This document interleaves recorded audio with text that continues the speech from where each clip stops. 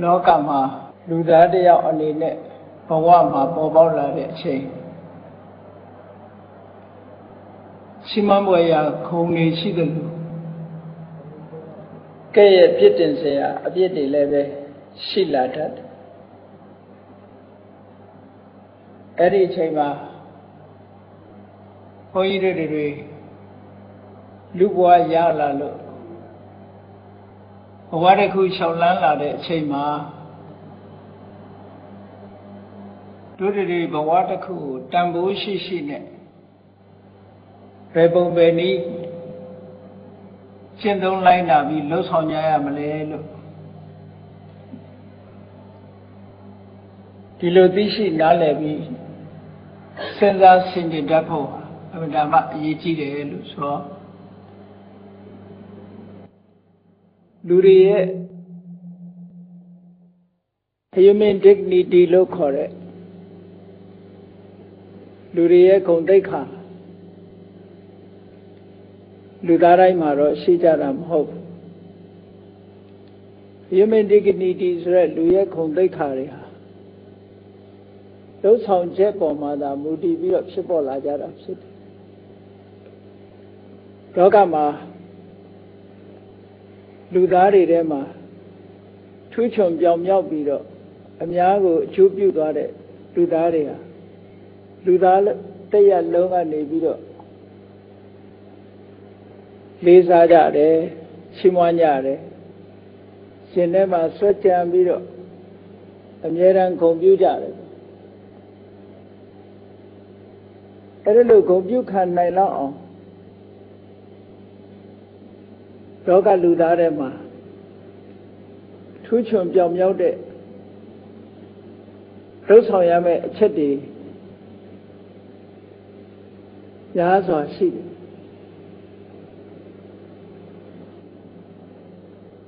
နမူနာတစ်ခုအားဖြင့်ပြောမယ်ဆိုလို့ရှိရင်ဗုဒ္ဓမြတ်စွာဆိုတာလူသားတွေကပေါ်လာတဲ့ပုဂ္ဂိုလ်တစ်ယောက်ပါလူသားစစ်စစ်ကနေပြီးတော့ထူးခြားတဲ့အသိဉာဏ်ရရှိလာဘာဖြစ်လို့ထူးခြားတဲ့အသိဉာဏ်ရရှိတယ်လဲလို့ဆိုထူးခြားတဲ့ကြိုးစားမှုတွေကြောင့်ရရှိတယ်အလွန်မြင်များတဲ့စိတ်ဓာတ်နဲ့မြင်မာတဲ့ရည်ရွယ်ချက်တွေနဲ့ကြိုးစားအထောက်ခဲလို့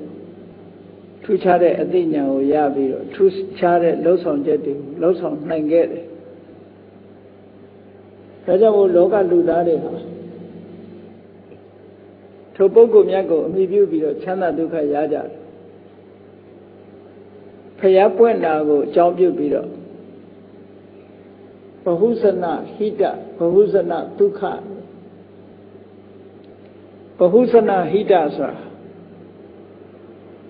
အများအတွက်ကောင်းကျိုးချမ်းသာတွေဖြစ်ပေါ်ဖို့အတွက်အခြေအနေကောင်းတွေရရှိလာဘဟုဇနဒုက္ခဆိုတာထိုအခြေအနေကောင်းတွေပေါ်မှာအမိပြုပြီးတော့ရရှိလာတဲ့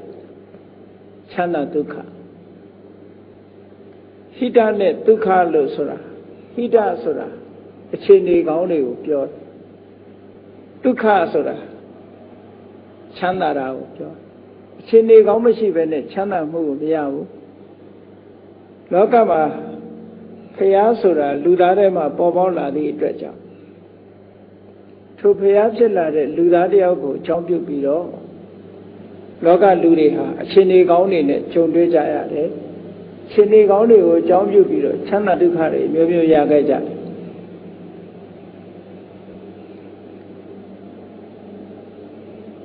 အဲ့ဒါလိုပဲဘုန်းကြီးတို့တွေဟာလေလောကလူသားတယောက်ဖြစ်လာပြီဆိုလို့ရှိရင်လောကအတွက်ဟိတဒုက္ခတို့တွေအခြေအနေကောင်းတွေဘယ်လိုဖန်တီးပေးနိုင်မလဲအများချမ်းသာဖို့အတွက်ဘယ်လိုကောင်းကျိုးချမ်းသာတွေဆောင်ရွက်မလဲဆိုတာဘုန်းကြီးတို့စဉ်းစားဖို့နှလုံးသွင်းဆင်ခြင်ဖို့အမှန်တမ်းအရေးကြီးတယ်ဒါကြောင့်မို့ဒီကနေ့ဘာလှုပ်တဲ့လဲလှုပ်တဲ့လှုပ်ထိုက်တာနဲ့ပတ်သက်ပြီးတော့ဘုန်းကြီးတို့စဉ်းစားတဲ့အခါမှာစိတ်ဖြူစင်အောင်ထားဖို့နဲ့အလုပ်ကြိုးစားဖို့ဆိုတာဒီနှစ်ခုဟာ ဒီနေ့ခေတ်လူသားတွေဖို့မှာအမှန်တမ်းအများကိုအကျိုးပြုနိုင်တဲ့လုပ်ငန်းတစ်ခုဖြစ်လို့ဖြူစင်တဲ့စိတ်ထားနဲ့အလုပ်ကြိုးစားဖို့ဆိုတဲ့ဒီနှစ်ခုကိုဘုန်းကြီးတို့ရှင်းလင်းပြီးတော့ဟောကြားပါလောကကြီးကိုအကျိုးပြုဖို့လို့ဆိုတဲ့အခါမှာစိတ်ထားဖြူစင်မှုဟာအလွန်အရေးကြီးတဲ့လူတွေရဲ့တဏ္ဍာမှာဖြစ်တဲ့သဘာဝတရားတစ်ခုပဲဘာဖြစ်လို့လဲဆိုတော့လူဆိုတာ society နဲ့နေတာလူဘဝရောက်လာတဲ့ကမိသားစုတစ်ခုတည်းရောက်လာအဲ့ဒီမိသားစုမှာလည်းပဲပတ်ဝန်းကျင်တွေရှိတယ်ပေါ့လူဆိုတာအသင်းအဖွဲ့နဲ့နေကြတာဖြစ်လို့ပတ်ဝန်းကျင်ကိုအကျိုးပြုတဲ့လူသားတစ်ယောက်ဖြစ်ဖို့လိုအပ်တယ်ပတ်ဝန်းကျင်ကိုအကျိုးပြုတဲ့လူသားတစ်ယောက်ဖြစ်ဖို့ဆိုလို့ရှိရင်စိတ်ဓာတ်ဖြူစင်မှုဟာအဲ့ဒါမှအရင်ကြတယ်ဒါဖြင့်ဖြူစင်တဲ့စိတ်ထားဆိုတာဘာကိုပြောတာလဲ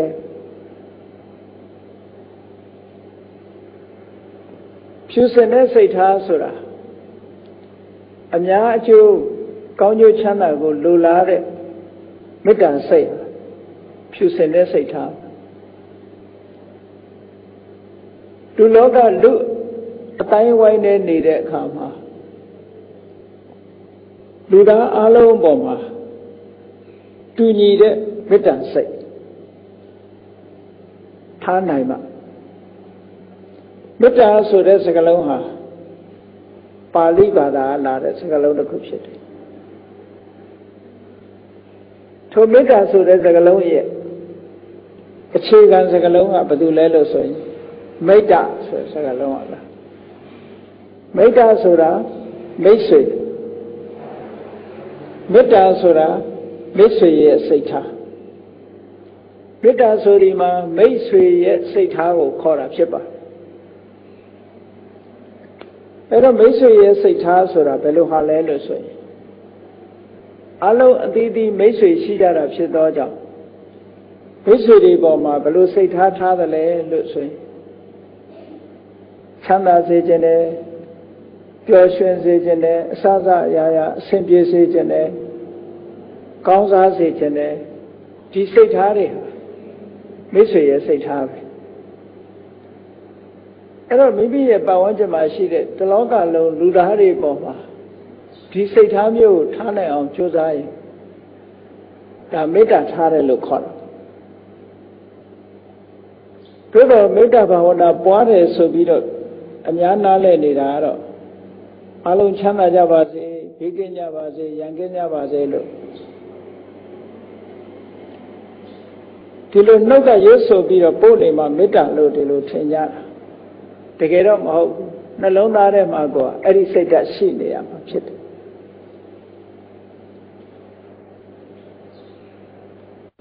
ဘုစိတ်သင်္ဃာတွေပေါ်မှာထားတဲ့စိတ်ဓာတ်တွေအလုံးမိမိရဲ့ပတ်ဝန်းကျင်ဆိုပါစို့အတူတူလှုပ်ဖို့ခိုင်ဘက်တွေ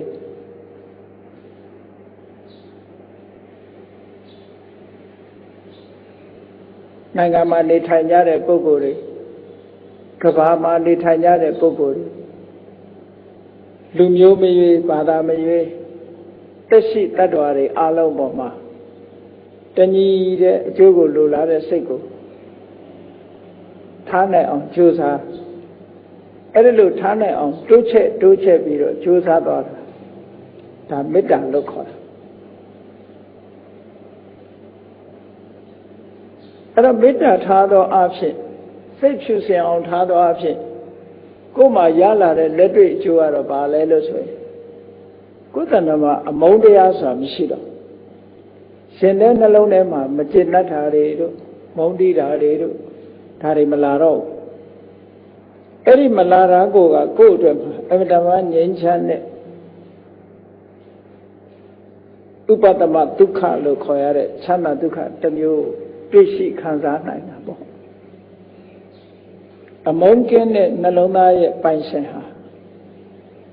ပြောဆိုတဲ့အခါမှာပဲဖြစ်စေဆက်ဆံတဲ့အခါမှာပြုလုပ်တဲ့အခါမှာပဲဖြစ်စေအစစအရာရာအဆင်ပြေလို့ ပတ်ဝန်းကျင်ဆက်ဆံရေးလည်းအဆင်ပြေတယ်မျက်နှာအဆင်ချီလင်းနေသည်ဖြစ်၍ပတ်ဝန်းကျင်ကပုဂ္ဂိုလ်ရဲ့ခင်မင်မှုချစ်ခင်မှုမေတ္တာတက်ရောက်မှုကိုလည်းပဲရရှိစေနိုင်ဒါကြောင့်မို့လို့မေတ္တာလို့ဆိုတဲ့ဖြူစင်တဲ့စိတ်ကိုထားဖို့လိုအပ်တယ်ပေါ့ဒါနံပါတ်1အရေးကြီးတာတော့အဲ့တော့မေတ္တာဆိုတာဘယ်သူ့ပေါ်မှာထားရမှာတော့ဆိုရင်အားလုံးပေါ်မှာထားရအားလုံးတဏှိတဲ့ကောင်းစားကြပါစေပျော်ရွှင်ကြပါစေချမ်းသာကြပါစေအဆင်ပြေကြပါစေဆိုတဲ့ထိုစိတ်ဓာတ်ဖြင့်ဘယ်သူ့ပေါ်မှာတော့မုန်းတယ်ဘယ်သူကိုတော့မလိုလားဘူးဆိုတဲ့စိတ်နေသဘောထားတွေဟာပျောက်ကွယ်သွားပြီးတော့အလုံးပေါ်မှာတညီတဲ့အကျိုးစီးပွားကိုလိုလားတဲ့စိတ်ထားဖြစ်ပေါ်စေမှုဖြစ်အဲ့ဒါဆိုလို့ရှိရင်ဒီပုဂ္ဂိုလ်ဟာဖြူစင်တဲ့စိတ်ဓာတ်တစ်ခုရရှိဒါကတစ်ဖြည်းဖြည်းလေ့ကျင့်ပြီးတော့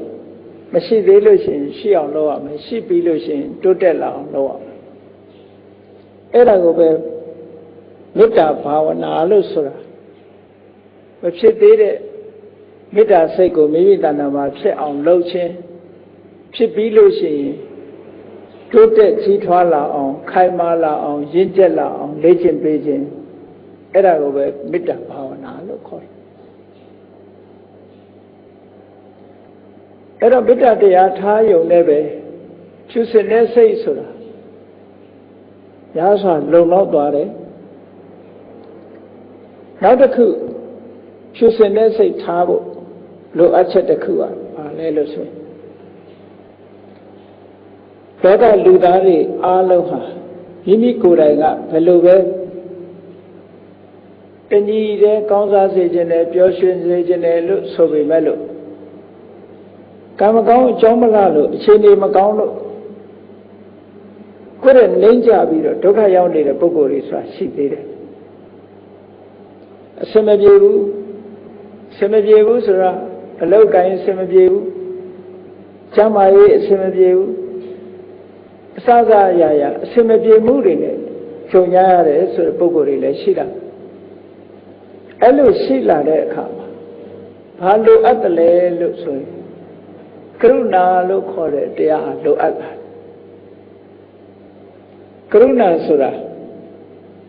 ကျင်နာခြင်းတဏှာခြင်းကိုယ်ရဲ့နှိမ့်ချနေတဲ့ပုဂ္ဂိုလ်ပေါ်မှာအကျဉ်းတရားထားရကျဉ်းတရားထားတယ်ဆိုတာသူ့ရဲ့ဒုက္ခကိုကူညီပြီးတော့ဖြေရှင်းပေးခြင်းနဲ့လွတ်တဲ့ကူညီချက်တွေကိုကူညီခြင်းနဲ့အစမပြေဖြစ်နေတာတွေအဆင်ပြေအောင်တတ်နိုင်သမျှကူညီပေးတယ်အဲ့ဒါကရုဏာရဲ့သဘောပဲနောက်ဆုံးမှာဒုက္ခရောက်နေတဲ့ပုဂ္ဂိုလ်ကိုဒီဒုက္ခကလွတ်မြောက်ပါစေလွတ်မြောက်အောင်ငါဘယ်လိုကူညီပေးရမလဲငါဘာတတ်နိုင်တယ်လဲဘာလုပ်ပေးရမလဲဆိုတဲ့အကူအညီပေးခြင်းနဲ့စိတ်ဓာတ်ဒါဖြူစင်တဲ့စိတ်ဓာတ်လို့ခေါ်တယ်အဲ့ဒီစိတ်ဓာတ်ဖြူစင်မှုဖြင့်လူလောကအပိုင်းအဝိုင်းထဲမှာနေထိုင်ပြီဆိုလို့ရှိရင်ဒါမှမွန်မြတ်တဲ့နေထိုင်နည်းတစ်ခုပဲအတိုင်းဝိုင်းတစ်ခုကိုလူလောကအတိုင်းဝိုင်းတစ်ခုအကျိုးပြုလာဖြစ်တယ်အကယ်၍ကရုဏာဆိုတဲ့ဒီတရားမထားဘူးဆိုလို့ရှိရင်ဘုသူတေငတေမာပြီးရောဆိုတဲ့ရက်ဆက်တဲ့စိတ်ဓာတ်မျိုးမိမိရဲ့နှလုံးသားထဲမှာဝင်ရောက်လာတတ်တယ်ဝင်ရောက်လာသည့်အတွက်ကြောင့်ကိုယ်အကျိုးစီးပွားဖြစ်ထွန်းလာမယ်ဆိုရင်ဘယ်သူပဲအကျိုးပြက်ကိုယ်အကျိုးစီးပွားတစ်ခုကိုသာလဲဥတီထားပြီးတော့အများအကျိုးစီးပွားပြက်တာမပြက်တာငါနဲ့မဆိုင်ဘူးဆိုတဲ့ selfish ကိုယ်ကျိုးရှာတဲ့စိတ်ဓာတ်တွေဝင်လာတယ်ဆိုလို့ရှိရင်ဘယ်လို့မှဖြူစင်တဲ့စိတ်ထားမဖြစ်နိုင်ဘူး။ဒါကြောင့်မို့လို့ကရုဏာဆိုတဲ့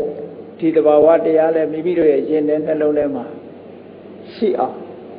မရှိသေးလို့ရှိရင်ရှိလာအောင်ကြိုးစားရမယ်ရှိပြီးလို့ရှိရင်တိုးတက်ကြီးပွားလာအောင်လေ့ကျင့်ပေးရမယ်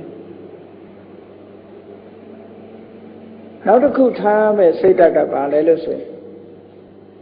မုဒိတာမုဒိတာဆိုတာဝမ်းသာခြင်းစိတ်နဲ့ခြင်းဆိုတဲ့သဘောတရားလူတွေရဲ့အတိုင်းဝိုင်းမိမိရဲ့ပတ်ဝန်းကျင်မှာကံကောင်းလို့ဖြစ်စေသူ့ရဲ့ကြိုးပမ်းအထောက်မှုကြောင့်ဖြစ်စေအစစရရအစဉ်ပြေပြီးတော့မိမိတဲ့ပို့ပြီးတော့ကြီးပွားတဲ့ပုဂ္ဂိုလ်တွေဆိုတာရှိတယ်မိမိတဲ့ပို့ပြီးတော့မြင့်မားသွားတဲ့ပုဂ္ဂိုလ်တွေဆိုတာရှိတယ်အောင်မြင်သွားတဲ့ပုဂ္ဂိုလ်တွေရှိတယ်အဲ့ဒီလိုရှိလာတဲ့အခါ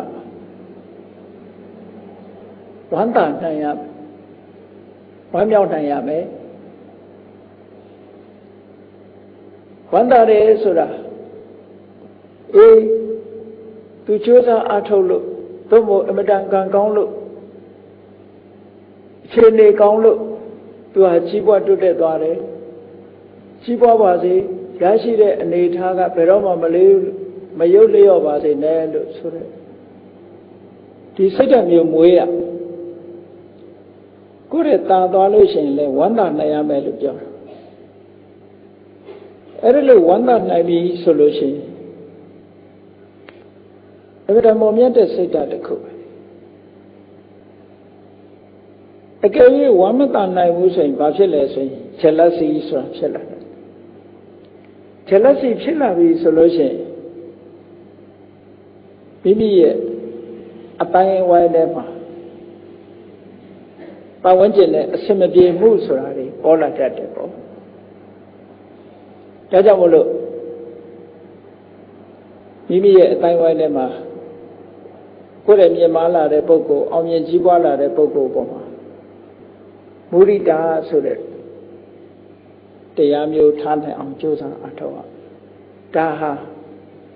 ဖြစ်စဉ်နဲ့စိတ်ထားတွေပဲပေါ့ရသော်ဘုရားသခင်ကိုရောမြတ်ကလည်းလောကမှာအပေါင်းအသင်းနဲ့နေတာဖြစ်သည့်အတွက်ကြောင့်မေတ္တာနဲ့နေဖို့ကရုဏာနဲ့နေဖို့မုဒိတာနဲ့နေဖို့ပတ်ဝန်းကျင်နဲ့နေတဲ့ပုဂ္ဂိုလ်တွေမှာမေတ္တာကရုဏာမုဒိတာဆိုတဲ့ဒီတဘာဝတရားစိတ်နေစိတ်ထားတွေမိမိရဲ့တဏ္ဍာမှာအခိုင်အမာရှိနေပြီဆိုလို့ရှိရင်ဒါမြင့်မြတ်တဲ့စိတ်ထားရှိတဲ့ပုဂ္ဂိုလ်မို့ဒီတရားတွေကိုဗြဟ္မဝိဟာရလို့ခေါ်တယ်။အဲ့ဒါမှမြင့်မြတ်တဲ့နေထိုင်ခြင်းလို့ဒီလိုပြောတယ်။မြင့်မြတ်တဲ့နေထိုင်ခြင်းဖြင့်နေထိုင်နိုင်ပြီဆိုလို့ရှိရင်ဒီပုဂ္ဂိုလ်ဟာလောကလူသားတွေဖို့အဲ့ဒါမှတန်ဖိုးရှိတဲ့ပုဂ္ဂိုလ်တယောက်ဖြစ်လာနိုင်တယ်အဲ့ဒါလို့စိတ်ထားမြင့်မားပြီးတဲ့နောက်မှာမိမိအတွက်အားဖြင့်မိမိဟာလောကကိုအနှောင့်အယှက်မပေးဘူးလောကကိုပတ်ဝန်းကျင်ကိုစိတ်နေသဘောထားမှန်မှန်ကန်ကန်နဲ့ဖြူစင်တဲ့စိတ်ဓာတ်အနေနဲ့လူလောကလည်းရောက်လာပြီအများကိုအကျိုးပြုဖို့ဘာလို့ဖို့လိုသလဲလို့ဆိုရင်အကျိုးပြုတဲ့လုပ်ငန်းတွေကိုစူးစမ်းအထောက်ဖို့လိုအပ်သေးတယ်ဖြူစင်တဲ့စိတ်ဓာတ်တွေအရင်ခံထားပြီးတော့ကိုလုပ်တဲ့အလုပ်တွေကိုလုပ်ကြရမှာဖြစ်တယ်လူလောကရောက်လာလို့ရှိရင်ဘာမှမလုပ်ဖဲနဲ့နေလို့ကတော့မဖြစ်ဘူးကတောင်းတခွေမိမိတာဝန်ကျရာလုပ်ငန်းကိစ္စတွေအများအတွက်အကျိုးဖြစ်မဲ့လုပ်ငန်းကိစ္စလုပ်ကြရမှာဖြစ်တယ်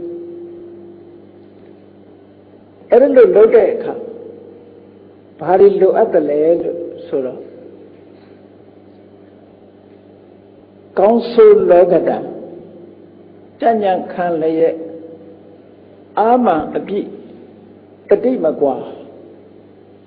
ပညာမျှော်မြင်အလုတ်ဝင်လို့ဆိုတဲ့အတိုင်းအလုတ်တစ်ခုကိုလုပ်ပြီးဆိုလို့ရှိရင်လူတိုင်းဟာဘယ်အလုတ်ပဲဖြစ်ဖြစ်အခက်ခဲဆိုတာချုပ်တတ်တယ်ပေါ့ကောင်းတာလုပ်ခက်ခဲဆိုတာရှိတတ်တယ်အရေးကြီးဆုံးကတော့ကောင်းဆိုးလောကတံ ကြံ့ကြံ့ခံအလုံးလုံးတဲ့ပုဂ္ဂိုလ်တိုင်းဟာအခက်အခဲတစ်ခုဆိုတာရှိလာအကောင်းအဆိုးလောကဓာတ်ဆိုတာဟာလောကဓာတ်ဆိုတာလောကသဘာဝကိုပြောတာလောကဓမ္မဆိုတဲ့ပါဠိစကားလုံးကိုမြန်မာလိုလောကဓာတ်လို့ခေါ်တာလောကရဲ့သဘာဝလောကရဲ့ nature အဲ့ဒါကိုလောကဓာတ်လို့ခေါ်တယ်အဲ့တော့လောကရဲ့သဘာဝဆိုတာလူတိုင်းလူဘဝရလာတဲ့ပုဂ္ဂိုလ်တိုင်းဟာအကောင်းနဲ့တွေ့ရတယ်လို့အဆိုးနဲ့တွေ့ရအစင်မပြေတာတွေနဲ့လည်းတွေ့တယ်အစင်ပြေတာနဲ့လည်းတွေ့မယ်လောကမှုနဲ့တွေ့တယ်လို့အခက်ခဲတွေနဲ့လည်းတွေ့ရအဲ့ဒါလို့မတူညီနိုင်တဲ့အရာတွေကိုတွေ့တဲ့အခါမှာကြံ့ကြံ့ခံတဲ့စိတ်ထားရှိဖို့လိုအပ်တယ်တဲ့ကြံ့ကြံ့မခံနိုင်လို့တုန်လှုပ်သွားပြီဆိုလို့ရှိရင်မိမိလုပ်တဲ့အလုပ်ဟာအောင်မြင်မှုမရနိုင်ဘူး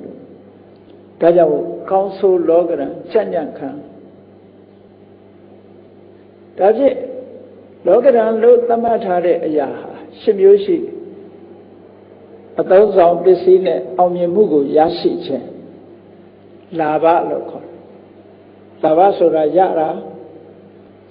ဆိုတဲ့အထဲမှာအကုန်ပါတယ်ကျမ်းမာမှုကိုရတာလဲရတာပဲဇာရုရတာလဲရတာပဲပစ္စည်းဥစ္စာရတာလဲရတာပဲရရှိလာလူကျင်နာတွေရလာတယ်ကိုလူကျင်နာတွေရလာတယ်ဆိုလို့ရှိရင်ဒါလဲလောကရဲ့သဘာဝပဲရခြင်းဟာလောကရဲ့သဘာဝရခြင်းရဲ့ဆန့်ကျင်ဘက်ကဘာလဲလို့ဆိုရင်မရခြင်းအလာပါကိုလိုချင်တာတွေမရဘူး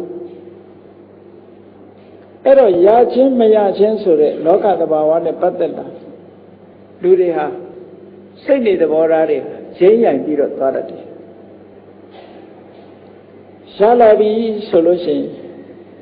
ဘာဖြစ်တယ်ရလာမှုကိုအကြောင်းပြုပြီးတော့မောက်မာလာတယ်ဝါကြွားလာတယ်ပတ်ဝန်းကျင်ပေါ်မှာအထင်သေးအမြင်သေးတွေဖြစ်လာတတ်တယ်ဒါလောကဓာတ်ကိုခံရတယ်လို့ပြောတယ်ရင်းရိုင်မှုလို့ပြောအောင်အောင်မြင်ကြီးပွားမှုကိုရလာလို့ဆက်ဆံရေးကျဲလာတာတို့မောက်မာလာတာတို့ဒါတွေဟာစိတ်ထားတည်ငြိမ်မှုမရှိတော့ဘူးဆိုလို့ရှိရင်အဲ့ဒါဟာကောင်းတဲ့လောကဓာတ်သဘာဝတရားနဲ့တွေ့လို့ရိမ့်ရိုင်သွားခြင်းလို့ဒီလိုသတ်မှတ်တယ်ဟောမရဘူးဆိုတဲ့အခါကျတော့ဘာဖြစ်တုံးဆိုစိတ်ဓာတ်တွေကျတယ် depression ဆိုတာဖြစ်တယ်အဲ့ဒါလို့စိတ်ဓာတ်ကျလာပြီနောက်ဆုံးမှာကိုယ်အဆုံးစီရင်လောက်အောင်စိတ်ဓာတ်ကျသွားတာဒါလည်းရိမ့်ရိုင်ခြင်းတစ်ခုပဲအဲ့ဒီနှမျိုးလုံးမဖြစ်စေရဘူးတဲ့အကောင်းနဲ့တွေးလို့လဲစိတ်အားတွေတက်ပြီးတော့မာနမဖြစ်စေရဘူးအဆိုးနဲ့တွေးလို့လဲစိတ်ဓာတ်မကြရဘူးအဲ့ဒါကိုလောကဓာတ်ကိုကြံ့ကြံ့ခံတယ်လို့ဒီလိုပြောတယ်နောက်တစ်ခုကတော့ယတအာယတလို့ခေါ်တယ်ယတဆိုတာကိုယ်မှာအပေါင်းအသင်းတွေချွေရန်တွေဒါတွေများတဲ့အခါရှိတယ်အာယတဆိုတာကိုယ်မှာအပေါင်းအသင်းတွေချွေရန်တွေမရှိတော့ဘူးဆိုတဲ့အခြေအခါမျိုးလေးရှိတယ်ရှိလာပြီဆိုရင်ထိုလောကဓာတ်ကြောင့်လူရဲ့စိတ်ဟာမောက်မာလာတတ်တယ်မာမနာတွေတက်လာတတ်တယ်မရှိတော့ဘူးဆိုတဲ့အခါမှာစိတ်ဓာတ်တွေကျသွားတတ်တယ်အဲ့ဒါဟာလောကဓာတ်ကြောင့်ရိမ့်ရိုက်တယ်လို့ခေါ်တယ်အဲ့ဒါလို့မဖြစ်ရအောင်မရှိခင်ကလို့ရှိလာတဲ့အခါမှာထူးမခြားနာဖြစ်ဖို့မရှိတဲ့အခါမှာလည်းပဲရှိနေတော့ကလို့ထူးမခြားနာဖြစ်ဖို့စိတ်ဓာတ်တည်ငြိမ်မှုရအောင်ကြိုးစားအထောက်ရမယ်လို့ဒါကိုကောင်းဆိုလောကဓာတ်ကြံ့ကြံ့ခံနောက်တစ်ခုကဘာလို့ဆိုရင်နေန္ဒာနဲ့ပတ္တန္တာနေန္ဒာဆိုတာကိုယ်အကဲ့ခံရတာပတ္တန္တာဆိုတာချီးမွမ်းခံရတာသူဆိုတာချီးမွမ်းရင်သဘောကျတယ်ကဲ့ရဲ့ရင်မခံနိုင်ဘူးပေါ့ ကဲ့ရဲ့လို့စိတ်ဓာတ်တုံ့လှုပ်သွားလို့ရှိရင်ဒါလောကဓာတ်မခံနိုင်ဘူးချီးမွမ်းလို့ဘဝင်မြင့်သွားရင်လေဒါလောကဓာတ်ကိုမခံနိုင်တာလို့ခေါ်တယ်ဒါကြောင့်မို့ကဲ့ရဲ့သည်ဖြစ်စေချီးမွမ်းသည်ဖြစ်စေထိုကဲ့ရဲ့မှုချီးမွမ်းမှုပေါ်မှာအဓိကဗရဏမထားပဲနဲ့ကိုယ်လမ်းကြောင်းပေါ်ကိုမှန်မှန်ရှောက်နိုင်အောင်ကြိုးစားတာဒါလောကဓာတ်ကိုကြံ့ကြံ့ခံတယ်လို့ပြောတယ်နောက်တစ်ခုကဒုက္ခနဲ့ဒုက္ခဒုက္ခဆိုတာအဆင်ပြေတယ်ချမ်းသာတယ်ဒုက္ခဆိုတာအဆင်မပြေဘူးဆင်းရဲတယ်ချမ်းသာနေပြီအဆင်ပြေနေပြီဆိုရင်လူတွေမှာစိတ်ထားမောက်မာလာတတ်တယ်မာနတွေတက်ကြွလာတတ်တယ်အဆင်မပြေတော့ဘူးဆိုရင်စိတ်အားတွေရောကြပြီးတော့စိတ်ဓာတ်တွေပြက်ပြားလာတတ်တယ်အဲ့ဒီနှစ်ခုမျိုးနှစ်ခုလုံးမရှိအောင်မိမိစိတ်ကိုတည်ငြိမ်အောင်ထားနိုင်ရမယ်ပေါင်းလိုက်တဲ့အခါကျတော့လောကမှာရှိတဲ့လူသားအားလုံးနဲ့ကြုံတွေ့ရမယ့်သဘာဝတရား၈မျိုးလောကဓာတ်၈မျိုးလို့ခေါ်တယ်ဒီထဲမှာလူတွေကြိုက်လို့အကောင်းလို့ပြောတာက၄မျိုးမကောင်းဘူးလို့ပြောတာ၄မျိုးလောကလူသားတွေကမကောင်းတာနဲ့ကြုံရတဲ့အခါကျမှလောကဓာတ်ခံရတယ်လို့ညှိတွားကြတယ်ကောင်းတာနဲ့ကြုံတဲ့အခါကျတော့လောကဓာတ်လို့မထင်ကြဘူးလောကဓာတ်ဆိုတာလောကရဲ့သဘာဝကိုပြောတာလောကမှာရှိနေတဲ့လူတိုင်းဟာမတူတဲ့အနိမ့်အမြင့်ဆိုတာမျိုးရှိလာနိုင်တယ်ဒါကြောင့်မို့အလုံးလုံးပြီးဆိုတဲ့အခါမှာကောင်းဆိုးလောကဓာတ်ကြံ့ကြံ့ခံဖို့ဒါကိုကျော်လွှားနိုင်ရမယ်ရသော်ဘုရားဒီပင်လည်းချီးမွမ်းခြင်းခံရတယ်လို့ကဲ့ရဲ့ခြင်းခံရတယ်ရသော်ဘုရားဒီပင်ရတဲ့အခါရှိတယ်လို့မရတဲ့အခါရှိတယ်ရသော်ဘုရားဒီပင်လည်းခြံရံရှိတဲ့အခါရှိတယ်လို့ခြံရံမဲ့တဲ့အခါရှိတယ်ရသော်ဘုရားဒီပင်ချမ်းသာတဲ့အခါရှိတယ်လို့ဆင်းရဲတဲ့အခါရှိတယ်သို့တော့ဒီတဘာဝတရားတွေပေါ်မှာစိတ်ကအလေးနဲ့မထားပဲနဲ့လှုပ်တဲ့လှုပ်ထိုက်တဲ့အပေါ်မှာကြံ့ကြံ့ခံပြီးတော့လှုပ်သွားတာဒီလိုဆွလို့ပါတယ်အဲကြောင့်မို့ဒီတဘာဝတရားတွေနဲ့ကြုံတွေ့လာတဲ့အခါမှာစိတ်ဓာတ်မတုံလို့အောင်လေ့ကျင့်ရမယ်လို့ဒီလိုပြောတယ်ကောင်းဆိုးလောကဓာတ်ကြံ့ကြံ့ခံလေနောက်တစ်ခုကအာမန်အပြည့်ဆိုတာစိတ်ဓာတ်ကြတာမျိုးမဖြစ်စေရအာမန်အပြည့်စိတ်ဓာတ်မကြအောင်ဘုန်းကြီးတို့တွေမှာဘာတွေရှိတဲ့လဲလို့ဆိုတာအလုံးကြားဖို့ကြတဲ့ထင်ပဲလုပ်ငန်းတစ်ခုအောင်မြင်ဖို့ရာအတွက်အရေးကြီးတဲ့စိတ်ရဲ့ခွန်အား၄မျိုးရှိအဲ့ဒါကိုအဋ္ဌိပါဒ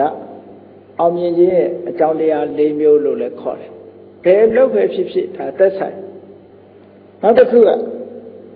လွှမ်းမိုးကြီးစိုးထားနိုင်တဲ့သဘာဝတရား၄ခုအဓိပတိ၄မျိုးလို့လည်းခေါ်တယ်အဲ့ဒီ၄မျိုးကိုမိမိတို့တဏ္ဍာမှာအခိုင်အမာတည်ဆောက်ဖို့လိုတယ်ဘာလဲလို့ဆိုလို့ရှိရင်သန္တာဝိရိယစိတ်တဝိမာန်တသန္တာဆိုတဲ့စကားလုံးကမြန်မာစကားလုံးလိုဖြစ်နေတာပါပဲသန္တာဆိုတာ wish ကိုဖြစ်ချင်တယ်ဖြစ်ချင်တယ်ဆိုတဲ့သန္တာအခြေခံအဖြစ်အမတ္တမအရေးကြီးတယ်လို့ပြောတယ်။ဘာဖြစ်ချင်တယ်ဘာလုပ်ချင်တယ်ဝေ့ကြည့်လိုက်လို့ဘာမှမဖြစ်ချင်ဘူးဆိုတဲ့လူတယောက်ဟာသန္တာမရှိတဲ့လူတယောက်ဖြစ်တယ်။ဖြစ်ချင်တယ်ဆိုတာရှိရဆက်ပြီးတော့တိုးရမှာဖြစ်ချင်တယ်ဆိုတာရှိပြီးတဲ့နောက်ဘာလုပ်ရမလဲဆိုရင်ကြိုးစားဖို့နောက်ကလိုက်ရဒါမို့သန္တာပြီးတော့ဝိရိယကြိုးစားပြီးဆိုတဲ့အခါအခက်ခဲကြုံလာတတ်တယ်ကြုံလာလို့ရှိရင်စိတ်ဓာတ်ကြံ့ခံရမယ်စိတ်ဓာတ်ခိုင်မာရမယ်အဲ့တော့သန္တာရှိယုံကြိုးစားအထောက်ယုံစိတ်ဓာတ်ခိုင်မာယုံနဲ့ရပါလားဆိုမရသေးဘူးဘာလို့ဆိုဝိမာန်တစဉ်းစားဆင်ခြင်တဲ့အသိဉာဏ်လိုအပ်သေးတယ်ဒါကြောင့်မို့ဒီ၄ခုကိုမြတ်စွာဘုရားဟောထားတယ်သန္တာ ပြင်းထန်တဲ့ဆန္ဒရှိရမယ်ဆန္ဒရှိတဲ့အတိုင်းလှုပ်ဆောင်မှုဝိရိယရှိရမယ်လှုပ်ဆောင်မှုဝိရိယရှိတဲ့အတိုင်းပဲခိုင်မာတဲ့စိတ်ဓာတ်လည်းရှိရမယ်ခိုင်မာတဲ့စိတ်ဓာတ်ရှိပြီးတဲ့နောက်မှာဒီမသားလို့ခေါ်တဲ့ဘယ်လိုလုပ်တဲ့လဲဆိုတဲ့စဉ်းစားဉာဏ်ဆိုတာဒါအရေးကြီးတယ်လို့ဒီလိုပြောအဲ့ဒီ၄ခုဟာမိမိတို့ရဲ့တဏ္ဍာမှာမရှိသေးရင်ရှိအောင်လုပ်ရှိလာရင်ခိုင်မာအောင်ကြိုးစားဖို့အဋ္ဌိပါဒ၄ပါးဓမ္မစာပေထဲမှာလည်းပဲပါဠိစာပေကဆက်လွယ်ပြီးတော့ပြောကြတယ်သန္တဝတ္တောခိဏမကမ္မနသိစတိသန္တာရှိပြီဆိုရင်မပြီးနိုင်တဲ့အလုပ်မရှိဘူးလို့သန္တာကြီးရင်ကြံသမျှပြည့်စည်တယ်လို့ဒီလိုပြောကြတယ်နော်စိတ်သန္တာဟာပြင်းပြင်းထန်ထန်ရှိရမယ်လို့ဒီလိုပြောအဲ့ဒီစကားကိုအလျော်အင်္ဂလိပ်ဘာသာနဲ့ပြောမယ်ဆိုရင်သန္တာ makes the impossible possible လို့ပြောသန္တာ makes the impossible possible သန္တာမဖြစ်နိုင်တာကိုဖြစ်အောင်လုပ်နိုင်တယ်လို့ဒီလိုပြောwish to do သန္တာဆိုတဲ့စကားလုံးကိုအင်္ဂလိပ်လိုပြန်တဲ့အခါကျတော့ wish to do လုပ်ချက်every wish to do wish ဟာ makes the impossible possible မဖြစ်နိုင်တာတွေကိုဖြစ်အောင်လုပ်နိုင်တယ်လို့ရသော်ဗျာအလောင်းသူမိတာယတိဖျားဖြစ်တာအဲ့ဒီသန္တာကြောင့်ဖြစ်တာဖျားဖြစ်ခြင်းနဲ့သန္တာရှိဒီပင်ကရာမြတ်စွာဘုရားနဲ့တွေ့တဲ့အခါဒီပင်ကရာမြတ်စွာဘုရားထံတရားနာပြီးတော့တရားဓမ္မကျင့်သုံးမယ်ဆိုရင်သူ့ရဲ့အသိဉာဏ်အရာဉာဏ်နာဖြစ်နိုင်တဲ့အနေအထားတစ်ခုရှိလုံလောက်တယ်သို့တော့သူ့ရဲ့သန္တာကဘာလဲလို့ဆိုရင်ဒီပင်ကရာမြတ်စွာဘုရားလို့ဘုရားဖြစ်ပြီးတတ္တဝါတွေကဲတင်ခြင်းတယ်ဆိုတဲ့သန္တာပဲအဲ့ဒီသန္တာကြောင့်ဘုရားဖြစ်တယ်အဲ့တော့တာမန်အဖြစ်ကြည့်မယ်ဆိုရင်အဲ့ဒီအချိန်မှာဘုရားဖြစ်ဖို့ဆိုတာအလန့်အဝေးကြီးပဲသို့တော့ဖြစ်သွားတာအချိန်ဆိုတာတော့ရှိတာပေါ့အခုဖြစ်ခြင်းအခုလုပ်လို့တော့ပဲရအတိုင်းတာတစ်ခုရှိတယ်ပေါ့အဲ့ဒါကြောင့်မလို့သန္တာ makes the impossible possible မဖြစ်နိုင်တာတွေကိုဖြစ်အောင်လုပ်သွားတယ်ဒီသန္တာပဲဒီနေ့ခေတ်လောကမှာဒီပစ္စည်းတွေတီထွင်သွားတဲ့ပုဂ္ဂိုလ်တွေချိအဆုံးပါဒီလိမ်ညာတို့ဘာလို့တီထွင်သွားတဲ့ပုဂ္ဂိုလ်တွေပဲချိဘလောက်ကြိုးစားလာခဲ့တယ်ဒါဖြစ်ချင်လာအောင်ဘလောက်လုပ်လာခဲ့တယ်ဆိုတာတမိုင်းကြောင်းတွေကသက်သေကဟောဒါကြောင့်မလို့ထိုးတွေရဲ့တဏ္ဍာမှာလည်းပဲဒီသန္တာဆိုတာရှိရမယ်ဒီသန္တာကိုရှိတဲ့သန္တာအများကိုအကျိုးပြုတဲ့သန္တာဖြစ်ဖို့ခုနကဖြူစင်တဲ့စိတ်ဓာတ်နဲ့နှလုံးသွင်းဆင်ခြင်ဖို့တော့လိုအပ်တယ်အများကိုလောကကြီးကိုဖျက်ဆီးမဲ့သန္တာမျိုးတော့မထားသင့်ဘူးပေါ့လောကကြီးကိုအကျိုးပြုမဲ့သန္တာမျိုးနဲ့ကြိုးစားအထောက်မယ်ဆိုလို့ရှိရင်ဒီသန္တာအများအတွက်များစွာအကျိုးဖြစ်လို့အမတန်မှတန်မိုးရှိတယ်ဒါကိုယ်စိတ်ထဲမှာဒီလိုသန္တာဆိုတဲ့အာမန်အပြည့်ရှိဖို့လိုအပ်တယ်လို့ပြောတယ်ထို့တူပဲသန္တာရှိလို့လုပ်ပြီဆိုတဲ့အခါမှာဝိရိယကလည်းပဲကြန့်ခိုင်တဲ့ဆွဲမြဲတဲ့ဝိရိယရှိဖို့ဝိရိယကို effort makes the impossible possible လုံလဝိရိယဟာလည်းမဖြစ်နိုင်တာတွေကိုဖြစ်အောင်လုပ်နိုင်မဖြစ်ဘူးလို့ထင်တာတွေဟာဖြစ်လာနိုင်တယ်ပေါ့ဒါကြောင့်မို့သန္တာရှိတဲ့နောက်မှာဝိရိယရှိဖို့လိုအပ်တယ်ဝိရိယရှိလို့ကြိုးပမ်းအထောက်ပြီးဆိုရင်စိတ်ဓာတ်မခိုင်မာတဲ့ပုဂ္ဂိုလ်တွေဟာလမ်းခုလတ်မှာပဲကိုလုပ်တဲ့လုပ်ငန်းတစ်ခုဟာမအောင်မြင်မဲ့နဲ့ရဆိုင်သွားတတ်တယ်အဲ့ဒါကြောင့်မလို့စိတ်ဓာတ်ကြမ်းခိုင်မှုကလည်းအရေးကြီးတယ် mind makes the impossible possible စိတ်ဓာတ်လည်းပဲမဖြစ်နိုင်တာတွေကိုဖြစ်အောင်လုပ်နိုင်တယ်လို့ဒီလိုဆိုတာဟောနောက်တစ်ခုကျတော့စိတ်ဓာတ်ခိုင်မာတော့လည်းပဲစဉ်းစားဉာဏ်နဲ့အသိဉာဏ်ရှိဖို့လိုအပ်တယ်အသိဉာဏ်မပါဘဲနဲ့လုပ်လို့ရှိရင်အောင်မြင်မှုဆိုတာမရနိုင်ဘူးဒါကြောင့်မို့ wisdom ဆိုတာလိုအပ်တယ်ပေါ့ knowledge to wisdom လို့ဒါကြောင့်မို့ wisdom makes the impossible possible အသိဉာဏ်ကလည်းမဖြစ်နိုင်တာတွေကိုဖြစ်အောင်လုပ်နိုင်တယ်လို့ဟောဒါကြောင့်မို့ဒီအဓိပတိတရားတွေမိမိရဲ့စိတ်ထားထဲမှာအပြည့်အဝရှိတာကိုပဲဒါအာမန်အပြည့်လို့ပြောကောင်းဆိုးလောကရန်စဉ္ညာခံလေအာမန်အပြည့်အလုံးလုံးပြီဆိုတော့ဒါတွေဒီအင်အားတွေရှိနေဖို့လိုအပ်တယ်အဲ့ဒီလိုရှိလာတဲ့အခါမှာလွတ်ပြီဆိုတဲ့အတိုင်းအမြဲတမ်းဘုန်းကြီးတို့တွေရှိနေရမယ့်အရေးချင်းနှစ်ရက်ကဘာလဲလို့ဆိုတတိမကွာပညာမျှော်မြင်အဲ့ဒါနှစ်ခုမပါရင်ကတော့လွဲချော်သွားနိုင်တယ်တတိမကွာတတိဆိုတာကိုလုပ်တဲ့အလုပ်ပေါ်မှာအမြဲတမ်းအမှတ်ရနေတာအာယုန်နဲ့စိတ်နဲ့မကဲမကွာဖြစ်နေတာကိုတတိလို့ပြောအဲ့ဒါလို့အမြဲတမ်းတတိရှိနေဖို့လိုအပ်တယ်အဲ့ဒီတတိပေါ်မှာကတ်လိုက်မှတတိရှိနေမှအသိပညာဆိုတာလဲဝင်လာတယ်တတိမပါဘဲနဲ့ပညာဆိုတာမဖြစ်ဘူးတဲ့တတိရှိမှပညာဆိုတာဖြစ်တယ်ဒါကြောင့်မို့လို့တတိနဲ့ပညာအမြဲတမ်းစာပေကျမ်းဂန်မှာတွဲပြီးတော့သုံးလေးရှိတယ်တတိအံပစညဆိုတဲ့စကားတစ်ခုတတိဆိုတာအာယုံပေါ်မှာအမြဲတမ်းအာယုံနဲ့စိတ်နဲ့တွဲနေအောင်အမှတ်ရနေတာပညာဆိုတာအဲ့ဒီအာယုံရဲ့တဘာဝကိုစူးစမ်းနေတာသိနေတာအဲ့ဒီနှစ်ခုနဲ့အလုပ်လုပ်ဖို့လိုတယ်ဒါကြောင့်မို့တတိမကွာပညာမျှော်မြင်အမျှော်မြင်ပညာဟာလည်းအရေးကြီးအမှန်ကန်ဆုံးဖြတ်နိုင်မှုကြတော့ဒီအမျှော်မြင်ပညာရှိဖို့လိုအပ်တယ်ပေါ့အဲ့ဒီအမျှော်မြင်ပညာမရှိဘဲနဲ့အလုပ်လုပ်လို့ရှိရင်ကောင်းကျိုးချမ်းသာရဖို့ခက်ခဲတယ်ပေါ့ပညာရှိမှကောင်းကျိုးချမ်းသာတွေကိုရနိုင်တယ်အမျှော်မြင်ပညာနဲ့လုပ်မှအလုပ်ဟာအောင်မြင်ပြည့်စုံနိုင်တယ်ဒါကြောင့်မို့အလုံးခြုံပြီးတော့ဘုန်းကြီးတို့တွေဘာတွေလုပ်တဲ့တယ်လဲဘာတွေရှိတဲ့တယ်လဲဆိုတာစိတ်ဖြူစင်အောင်ထားဖို့ရဲ့ဟောကောင်းဆိုးလောကရန်စဉ္ညာခံလေအာမန်အပြည့်တတိမကွာပညာမျှော်မြင်အလုပ်ဝင်အလှဆင်ကြထို့ဘဝလို့ကိုယ်ဘဝတဲ့ကိုအလှဆင်တာမဟုတ်နံပါတ်1ကတော့ကိုယ်ဘဝလှပအောင်ကြိုးစားတဲ့ပုဂ္ဂိုလ်တွေဟာလောကကြီးကိုလည်းအလှဆင်တဲ့ပုဂ္ဂိုလ်တွေဖြစ်လာနိုင်ပါတယ်မလှမပလူတယောက်လောကကြီးလည်းမှာပေါ်ပေါက်လာတယ်နိုင်ငံတကာနိုင်ငံတနိုင်ငံမှာနိုင်ငံကိုအကျိုးမပြုတဲ့ပုဂ္ဂိုလ်တယောက်ပေါ်ပေါက်လာတယ်ဆိုရင်အလှပဟာပျက်စီးသွားတယ်ကဘာမှာလည်းပဲကဘာကိုအကျိုးမပြုတဲ့ပုဂ္ဂိုလ်တယောက်ပေါ်လာလို့ရှိရင်ကဘာကိုပျက်စီးစေတာဒါကြောင့်မလို့လောကကိုယ့်ကိုလှအောင်ပအောင်ပြင်ဆင်ခြင်းဖြင့်လောကကိုအလှပြင်ပေးတာနဲ့တူတူ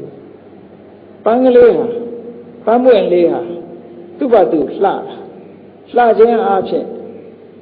သူ့ရဲ့ပတ်ဝန်းကျင်ကိုလည်းပဲသူကလှပသွားစေတတ်တယ်အဲ့တော့လောကလူသားတွေဟာကြိုးစားရမှာကိုယ့်အကိုကြိုးစားဖို့လိုအပ်တယ်ကိုယ့်ဘက်ကအကောင်းတွေဖြစ်နေအောင်ကြိုးစားခြင်းဖြင့်ကိုယ်ဟာလောကကို